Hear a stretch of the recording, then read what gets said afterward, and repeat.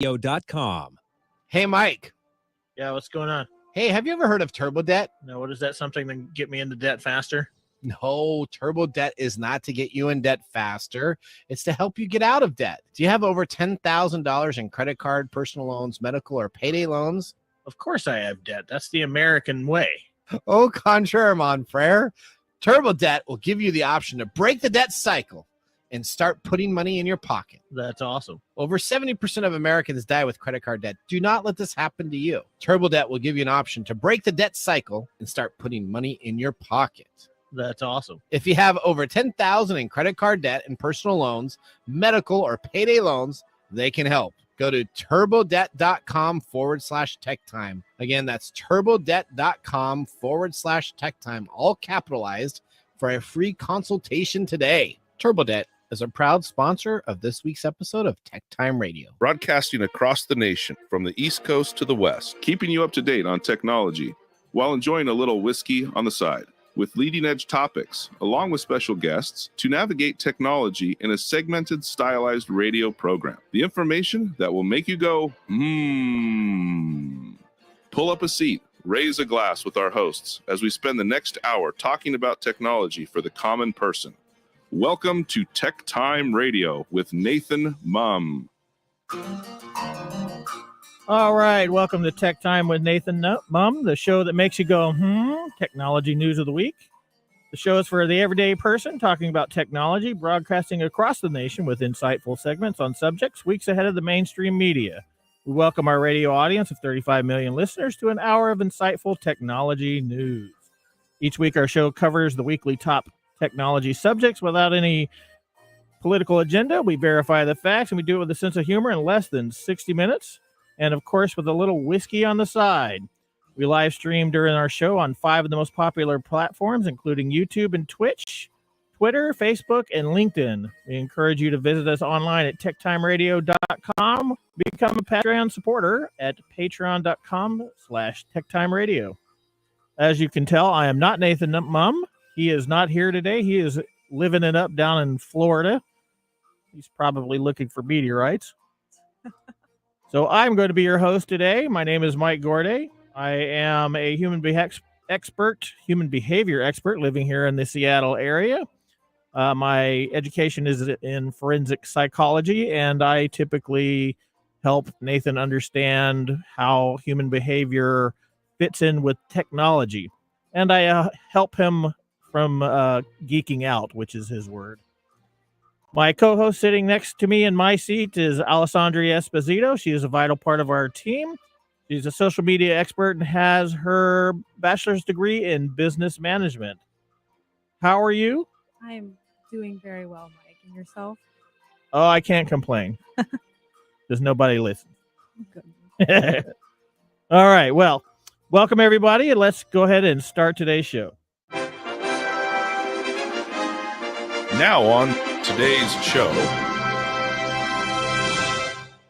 So today on Tech Time with Nathan Mumm, we are going to be talking about how Twitter check purge leaves some without a blue tick mark.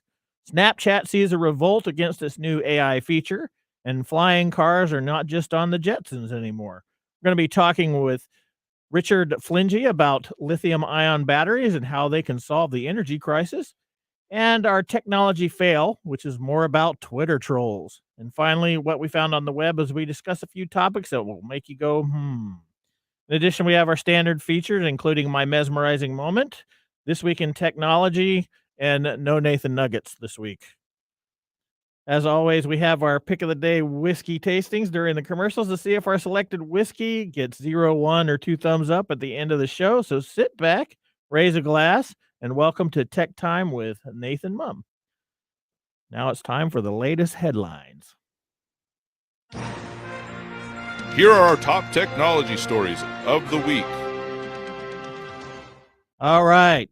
Story number 1, the Twitter purge leaves some people unverified. The social media giant began removing the once coveted blue tick verification from thousands of accounts on Thursday. The move comes as owner Elon Musk attempts to overhaul the social media company to turn a profit.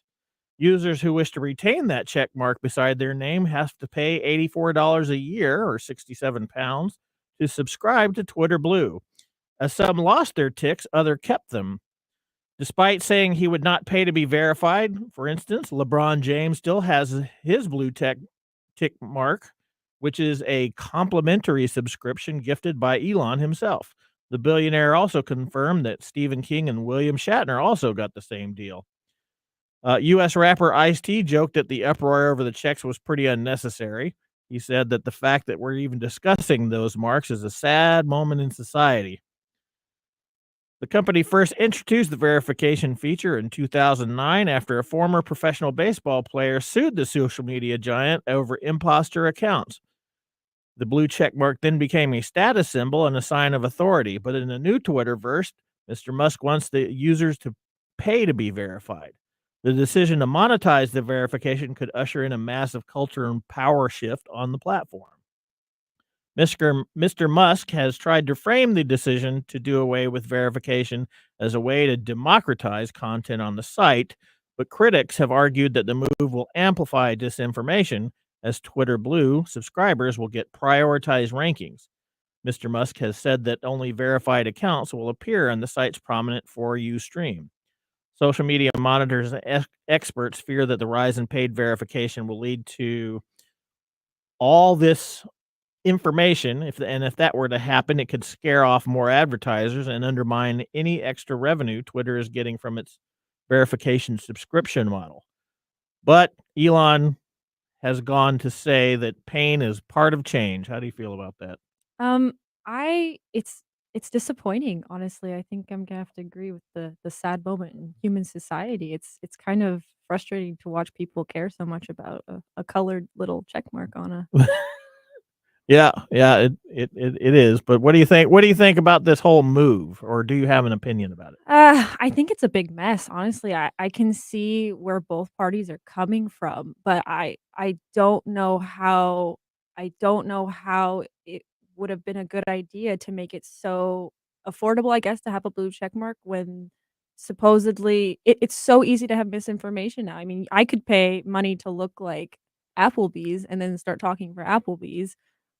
It doesn't make it easier to, I guess, sort through the bad information, so I don't know why they thought that would work, Okay. personally. Yeah, well, I'm not sure. He certainly is making a lot of decisions that are confusing the heck out of everybody. All right. Alright. So are you ready for your story? Yes, story number 2. Users pan the new AI feature on Snapchat, but not for why you might think.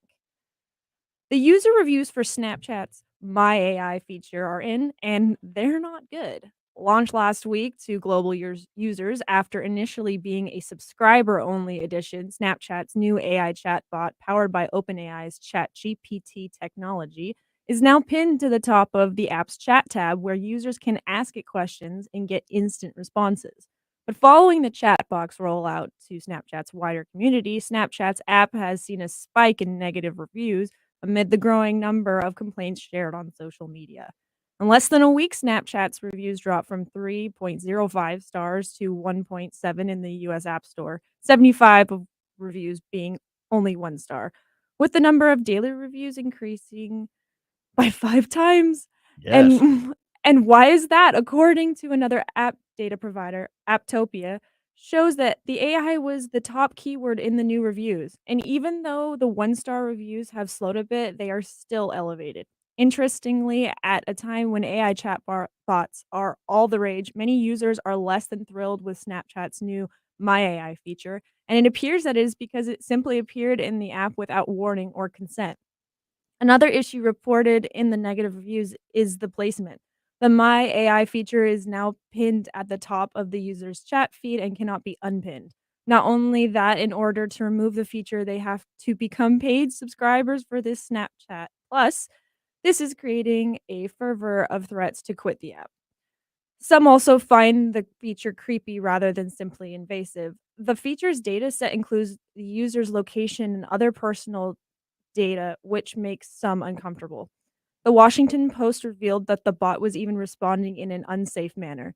The example given was that of a 15-year-old user that was given advice from the bot about how to mask the smell of alcohol and pot at a birthday party. Yeah, how about that? Yikes. How about a chatbot giving your child advice on how to smoke? Sounds like a life. liability to me. Of course, Snap downplayed the issues and insists that the age filters and parental controls will help keep this feature in line. But as an all too common report, these parental controls do not yet exist, and there is no update as to when they will be. Yes. Your thoughts, Mike? I've had many thoughts about their parental controls and what they purport to do and not to do. Well, And what's crazy, if the kids make the account without the parents' consent, what guarantee do they have that they will even they could lie about their age. They could That's just not have the parental controls come on. that's the problem. But that's not the only problem I that mean, exists I'm there. assuming you don't do Snapchat, but have you even checked out Have you the tried it? Yeah, I did try it. Did you like it? Okay, listen. I kind of liked it, but I think I was a little bit sad by it because what I noticed about it is that it's kind of emotionally intelligent. Like when my friends and I were chatting with it, Mhm. it was very much trying to be positive and emotionally available and there for you and supportive and all this kind of stuff. I remember I was talking to Mike about this in the meeting we had earlier this last week. That's kind of sad because it shows that there's a human need for these kinds of conversations, but instead of going maybe outside and learning how to have these deeper, safe conversations with other people, we're looking to technology. Yeah. I find it odd that it tries to act like a human. Yeah. Because I went to the grocery store last night. It was my first time using it, and I just said, "Oh, I'm at the grocery store." It's like, "Oh, what kind of snacks are It's you trying to start getting?" conversation And I'm with like, you. It's and weird. it's instant. Yeah, Like it's I don't even weird. have time to process what I'm about to respond back to the AI. I mean, it is kinda useful. I was asking it questions Yeah. about where to go see a movie or Ooh, something like that, and it has okay. basic information, so it's useful, but people are gonna be using this in That's weird what you get ways. for talking with math. And to your point, the reason why a lot of people are going to these bots for therapeutic reasons is because there's a level of emotional safety that they can't get with another human. There's a lot Mhm. of trust, which is odd because what they type into the chat then becomes a part of the algorithm that the chat has access to.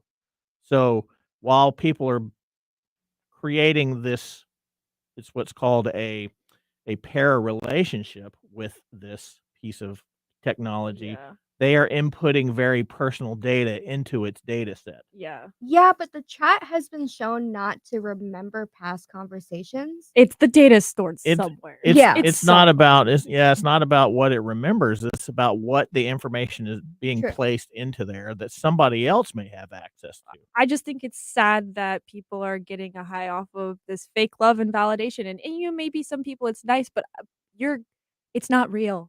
It's not real. It is. Exactly. It is not real. It's not real. And ultimately, I think it's pretty harmful, but Yeah. we'll get there.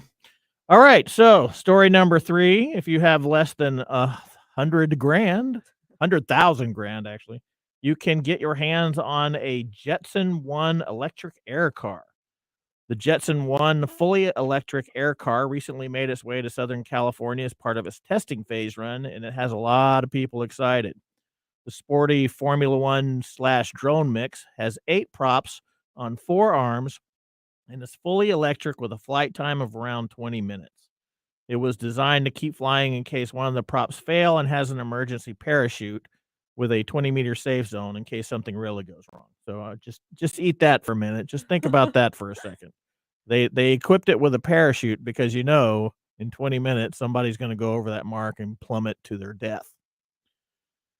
Classified as an ultralight vehicle, which allows users to fly it without a pilot's license in the U.S., it is maneuvered by 2 joysticks that control the yaw, the directions, the height, and the depth, and is supposed to be easy enough to learn that you can do it get in the air within minutes, and it is yours for just $98,000. Now I'll check with my financial advisor and see if we have capacity for that this year. You got that? Is that something you would like to do? No pain, no gain, Odie. No. No. No, you're not ready for an electric air car? I don't think the world is ready for an electric air car. But the parachute with a 20-meter safe zone. There's going to be a lot of people Interesting. that are just going to test the parachute out. Wait. They're going to get a Darwin Award. Yeah, exactly, and that's why we shouldn't have it out yet. Okay, so if the vehicle fails, you better hope the parachute Like doesn't people fail. take driver's license tests, and they still are driving like Yeah. they haven't learned a thing. Well, Well, You we're just know, gonna that's- start capitalizing on imagine putting airspace like now. a parachute on top of that is the march of Ugh. that is the march of progress. All right. Well, that ends our top technology stories of the week. Moving on, Richard Flingy is up next as our expert on how lithium-ion batteries could be the solution to the energy crisis. You won't want to miss this segment. You're listening to Tech Time with Nathan Mumm, or Mike Gorday, actually. And we will be back after this commercial. Hello, listeners. We're excited here at TechTime Radio, aren't we, Mike? Oh, no. We have an announcement to make starting in June. We're really excited to be a part of an internet radio station. That's right. Coming up in June, you will still be able to listen to us live here at Kixie 880 and KKNW and all of our affiliate stations. But you'll be able to listen to us at 8 a.m. Monday, Tuesday, Wednesday, Thursday, and Friday now. We look forward to this new opportunity to provide you Tech Time Radio every weekday. And again, you can always catch us online at techtimeradio.com.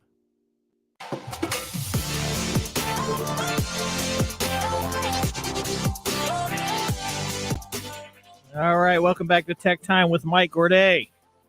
Woo! Tech Time Yeah. is a weekly hour technology show that talks about current technology in a simple format without having to geek out. Brought to you by Nathan Mumm and myself.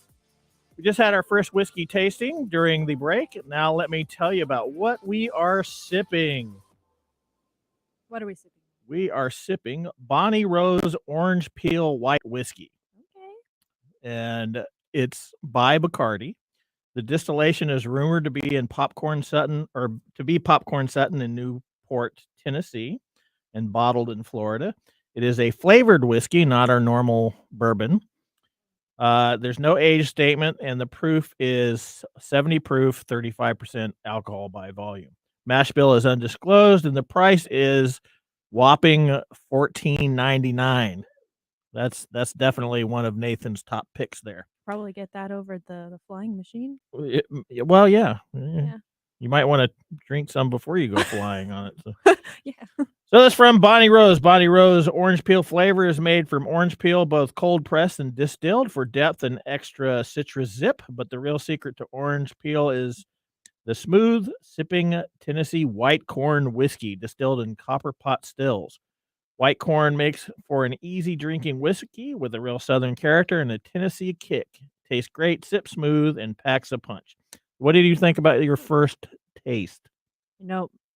Mike, I thought I was gonna hate it, and I'm still forming an opinion. Okay. All right.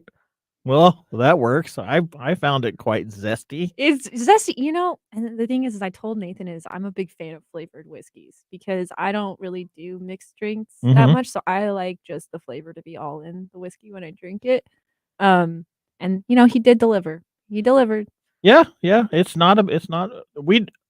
often have flavored whiskeys on the show, and some of them are horrible.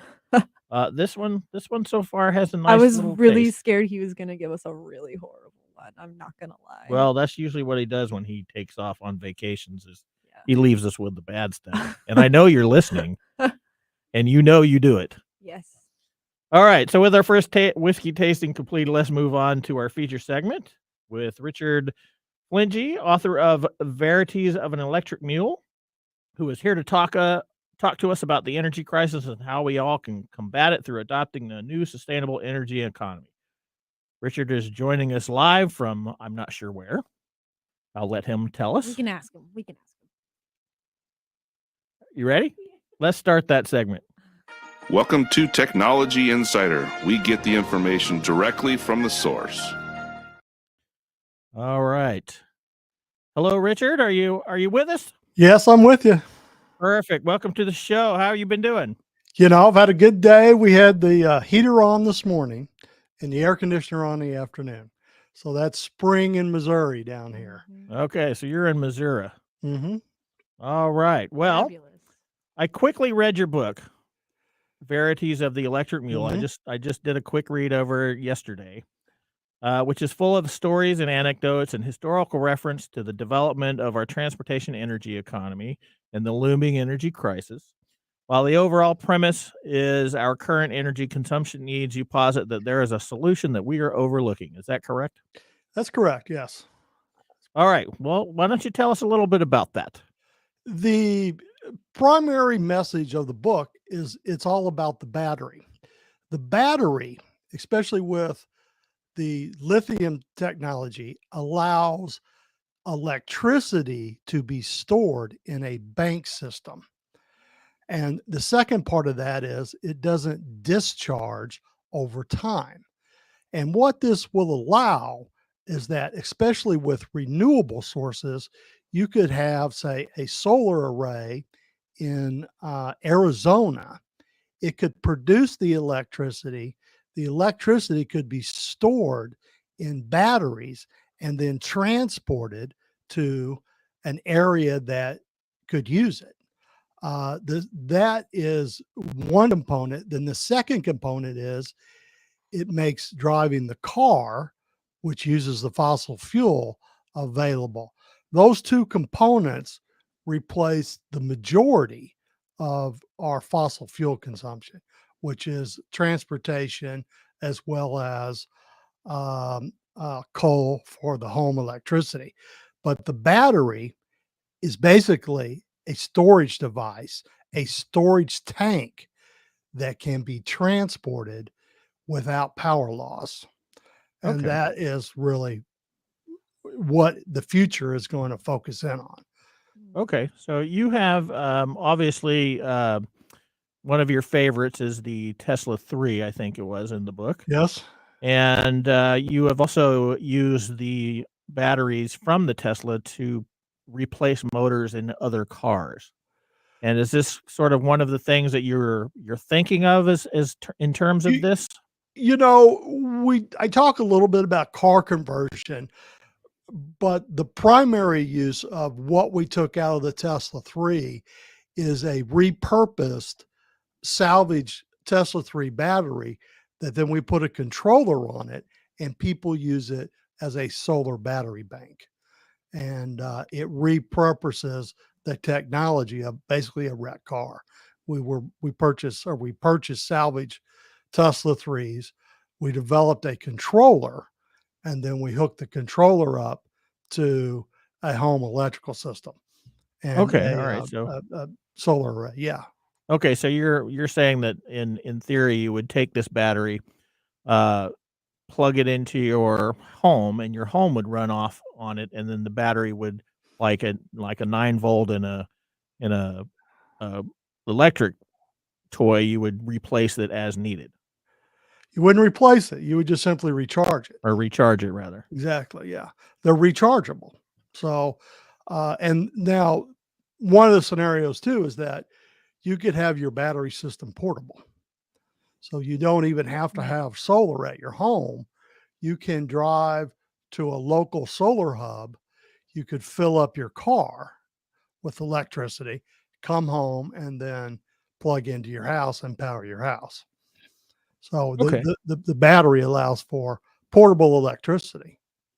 All right, and you mentioned a controller. What was that a reference? You have to develop when dealing with a Tesla, you have to develop the software to basically spoof the car because the battery, if it's not detecting that the car is present and receiving all those signals, it doesn't activate.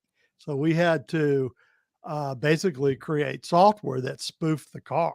So we made the battery think it was still in a car.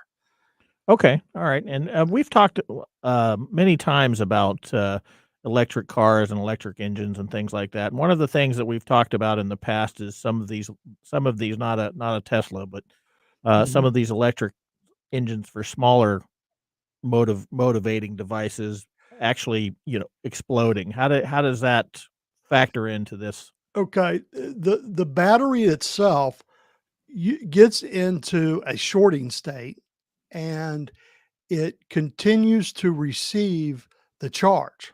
So the majority of the battery fires are related to overcharging. And then the second part of that scenario that's very dangerous is that it goes into kind of a runaway state where it just self uh, energizes. And the second part is the chemicals release oxygen, so it actually provides itself its own oxygen, and that's what makes them very dangerous, because they're difficult to put out by smothering because they have an internal source of oxygen. So Okay. we had a policy where we never had a device on a charger if it was not supervised. We didn't leave things on a charger overnight. Okay. And then what happens when the battery goes bad? A couple things. The one thing you need to understand is it's not a battery, it's actually thousands of little battery cells. So, for example, a Tesla Model S has 7,700 little cells in them. Now, they have in their system a fusing, and they will fuse out when a small battery goes bad. If the larger part of the battery goes bad, you normally can salvage parts of it, and they have to replace the battery for the car. But generally speaking, not the entire battery goes bad, but smaller cells of it go bad. Okay, that's kind of like a hard drive going bad. Mhm. Yeah. Okay, all right. And so the theory here is that by moving to these types of systems, we are actually going to create a better energy economy. Is that how you would Yeah. describe it? And something that I make in a point that I make in the book that's sort of very easy to understand. Currently, right now, we ship 50 miles of trains every day of coal. Mhm. So we ship this coal from Wyoming to Knoxville, Tennessee, or Massachusetts, or whatever. If you simply replace that scenario with transporting batteries on a train from Arizona to, say, Chicago, when you get there, you don't have the coal burning, you don't have the exhaust, you don't have the carbon dioxide that goes into the atmosphere. And as we transfer into renewables, we also are replacing the pollutants and the carbon emissions that can affect planet life. So that's probably where the big picture of the portable battery comes in. It can replace coal. Okay, and that's one of the reasons why nuclear energy is sort of a no-go in your book too, because nuclear power plants are run off of coal. Yeah, and I've got all sorts of other issues. Yes. Yeah, that being one of them. Yeah. So yes, but you can effectively create portable stored electricity, and it can be transported with a system that we already have in place. Okay, And now, human beings being what they are and society being what it is, Mm. how do you see this as actually becoming a reality for us? that's a good question. Many other countries in the world are much more adoptive to solar energy. They don't have quite the resources we have, and they don't have the cheap energy. And they're probably a little bit more affected by climate change and the air pollution. But in some ways, that's why I write the book. Americans are going to have the ability to want to be a contributing citizen, understand what the risks are if we continue to burn coal, and understand that there are a renewable solution related to stored batteries. And it's a tough sell. That's why I wrote it in a book, I think, than just talking about it. It's got to be something people have to read. They have to understand all of the risks, the poisons that come out of our exhaust fumes, the threat to our environment, as well as the fact that we're going to face a crisis at some point where we will run out of energy. Right, right. Okay. Yeah. Did you have a question? You asked such good questions. I think this is not my area of expertise, but just while I was listening to you talking, I've always heard that, lithium ion batteries, when they do die, they're just an extreme pain to get rid of. I mean, they're really harmful. You explained a little bit that it's not the whole battery that it dies when it does die, but for those portions that do That run out, like how often do we the think that these things are gonna be running out and causing waste? the original chief technology officer from Tesla, his name's JB Straubel, and he has a company that's called Redwood, I believe Redwood Technologies, and they take the old batteries, and in most of the conditions, they can recycle and remove about 95% Oh, of the wow. precious metals. There is several movements.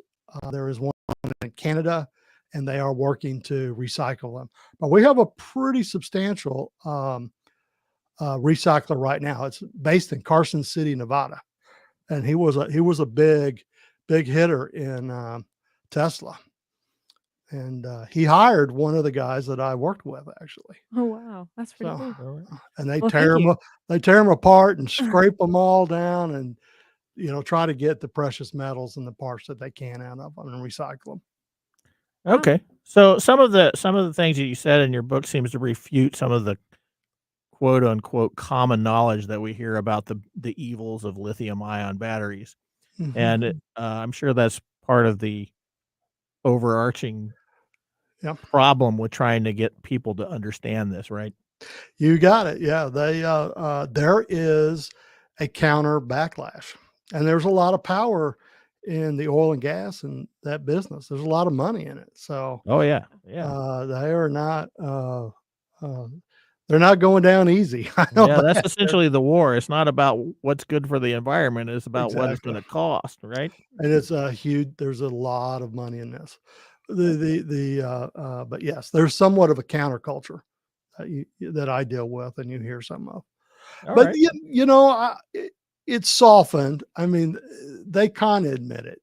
I And you think hear, yeah, when they start figuring how to make money off of it, I think that's exactly. The goal. But it will be disruptive. Yeah.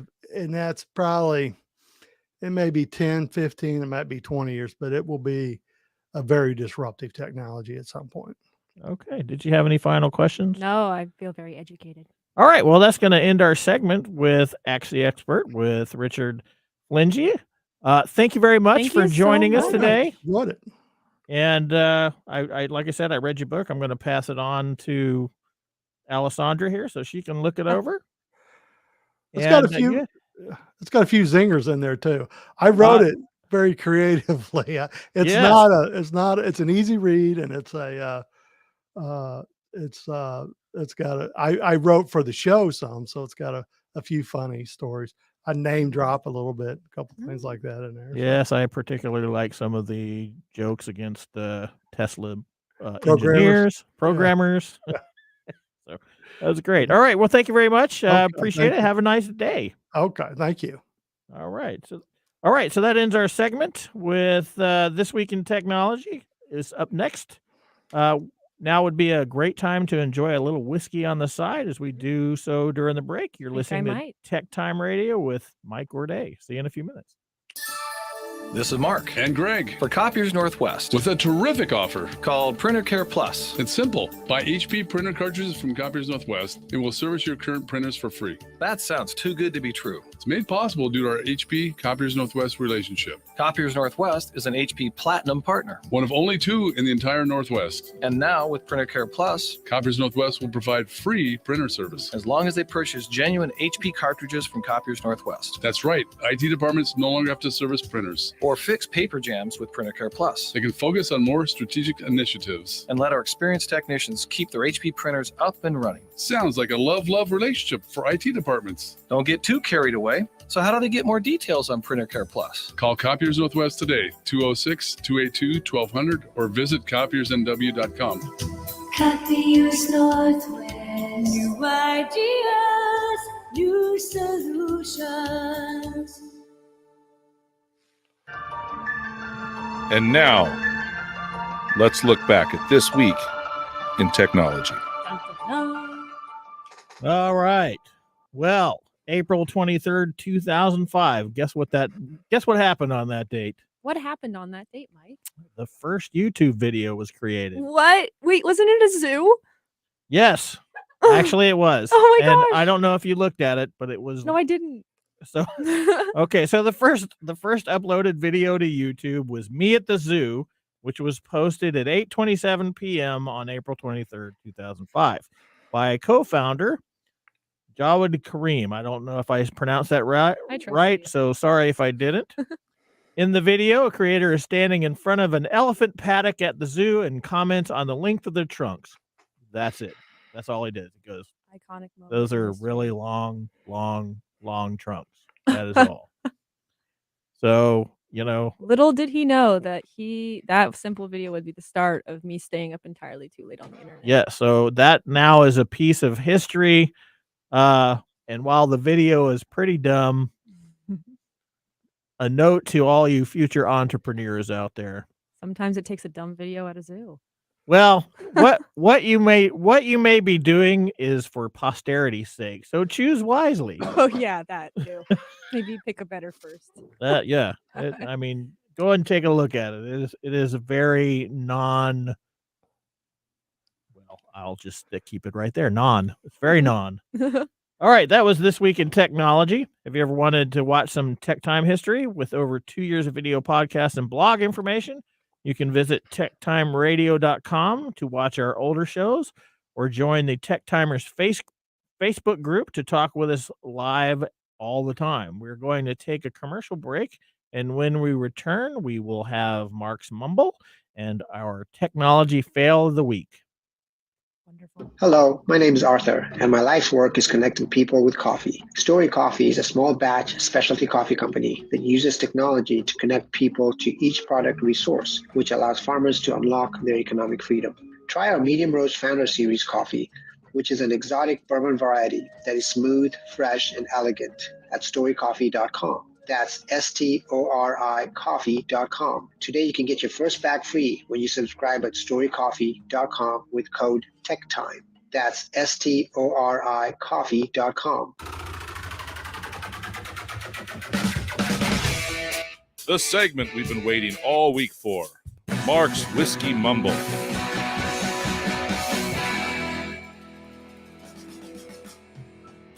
Okay, Mark's Mumble for today is, why is Nathan missing today? That's his first question. That's a good question. His answer is because it's National Mani-Pedi Day. Oh, I should have known. So Nathan must be down in Florida Living it up. With those mani-pedis. He's quite indecisive. I don't know. National Mani-Pedi Day is one of the few days in the year to show off those nails with a purpose. Like ancient times in Egypt, men of affluence painted their nails in distinct colors to mark their societal statuses. So Nathan is out choosing his, I guess. At least that's what Mark thinks. Mm. All right, so on to Bonnie Ross. Some say Bonnie Rose, was a distiller's daughter who grew up around the barrel room. Others say she was a bartender who mixed a mean whiskey sour. Legend has it she had a taste for good whiskey and a unique Southern style all her own. What an insult to name this type of fake whiskey after her.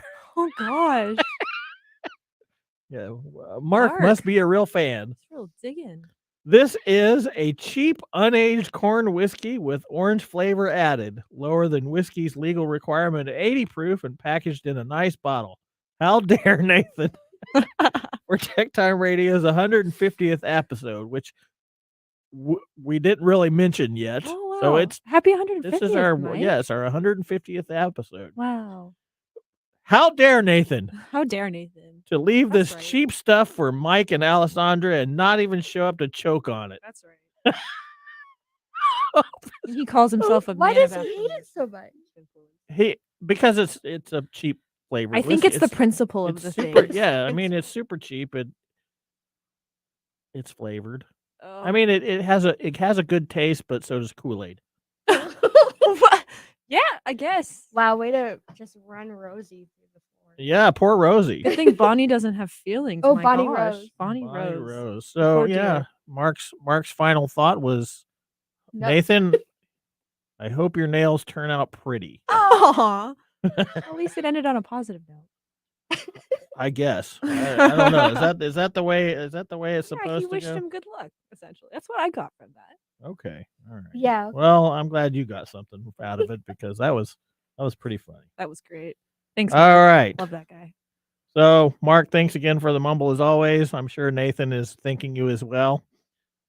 Whiskey and technology, what a great pairing. Oh. Like apple pie and ice cream. Gotta Right? love it. All right.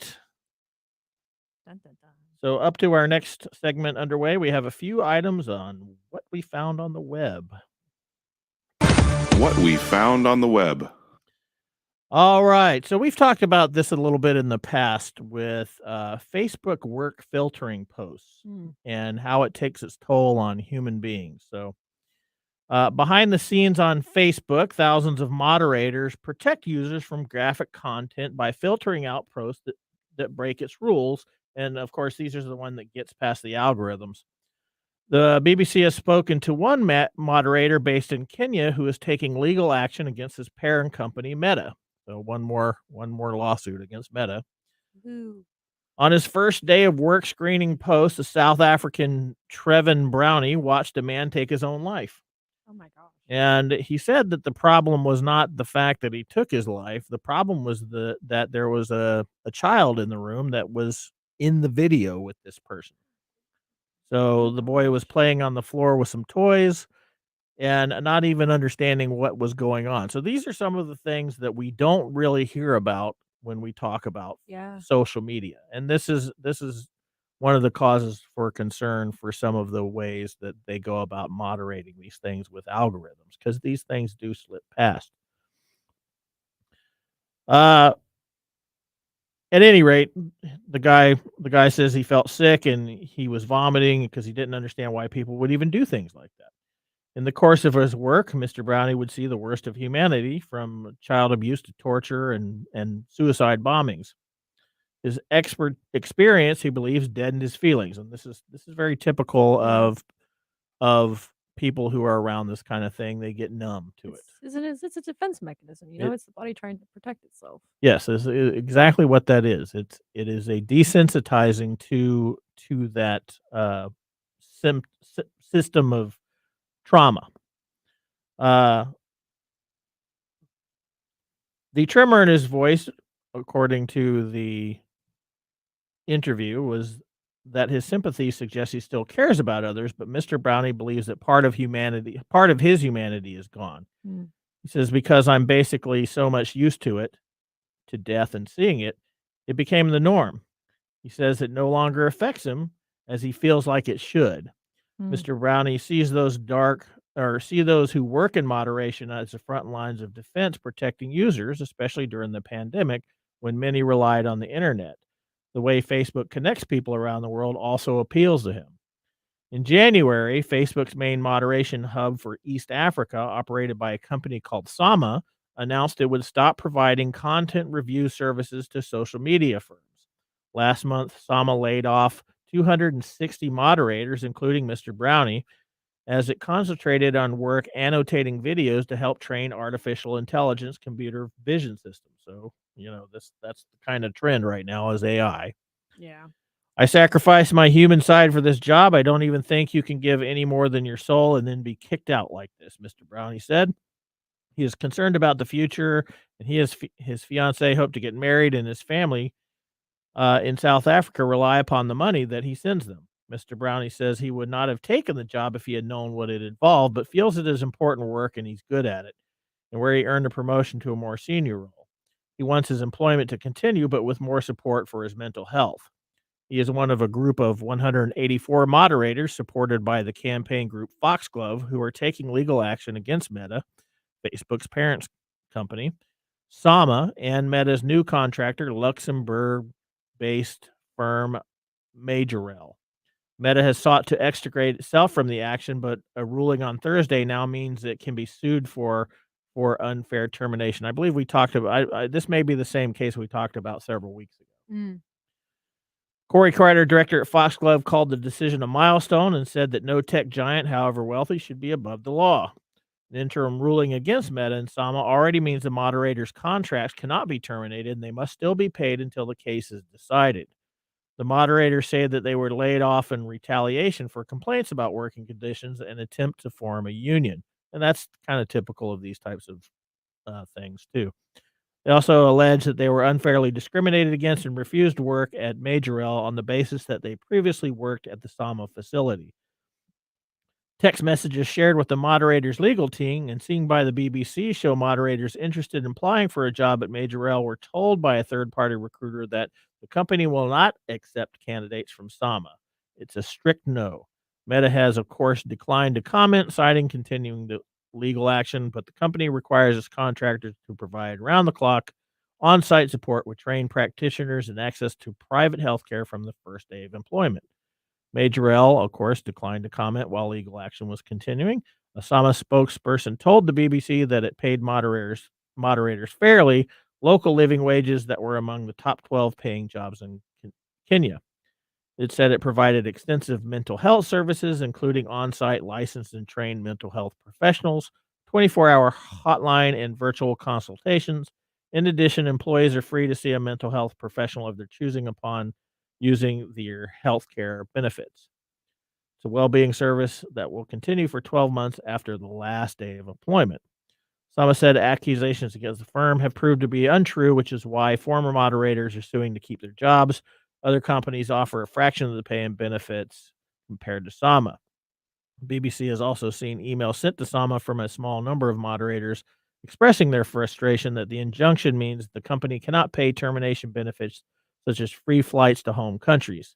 2 emails praise working conditions at Sama, and one person voices their unhappiness at the court action. In February, a Kenyan court ruled that Meta could be sued by ex-moderator Daniel Motong, that's the one we talked about, over claims of poor working conditions. Meta also faces legal actions in Nairobi concerning allegations its algorithm helped fuel the viral spread of social media of hate and violence during Ethiopia's civil war. So That was a lot. That was a lot. And that just goes to show you some of the behind the scenes things that can happen when we are confronted with what technology brings us on a daily basis. Yeah, and I feel like it's kind of concerning, well, because technology can never make a moral decision, as we all know, at least not thus far.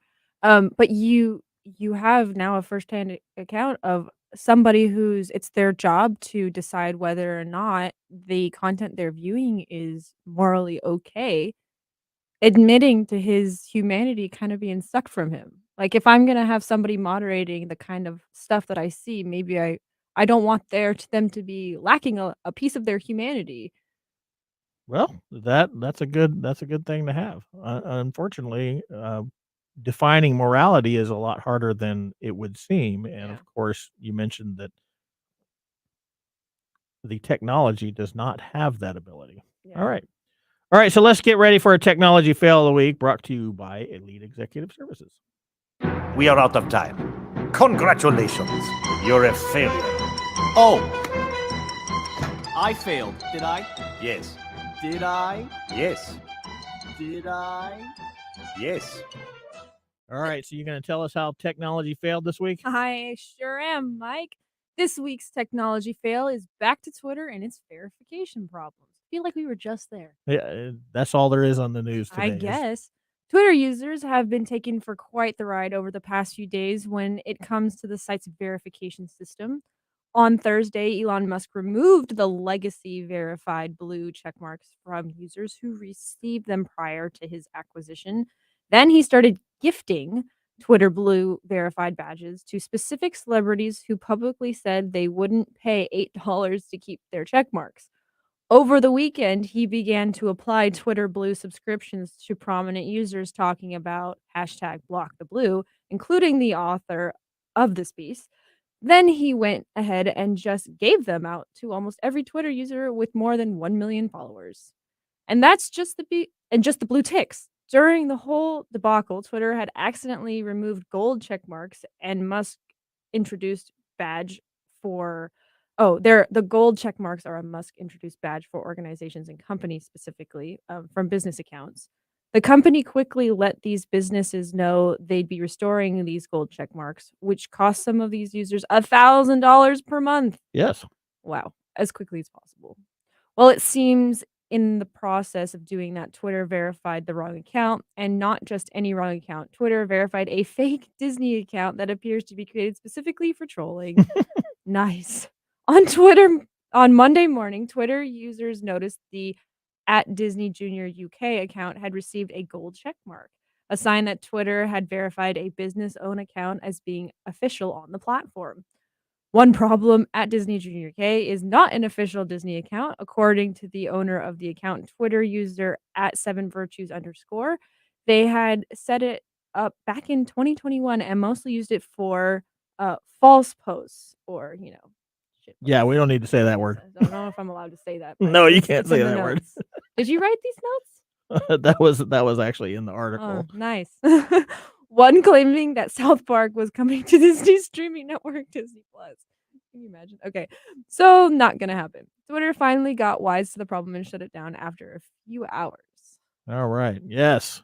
So Yeah. there you go. More Twitter fun from Elon's decisions. I don't know who thought they would have the human capacity to go and actually manually verify all of those accounts. Like, I'm still on that. I don't know who's. You know what? This is a great idea. Let's do this. I don't know. Who knows? Who knows what he's thinking?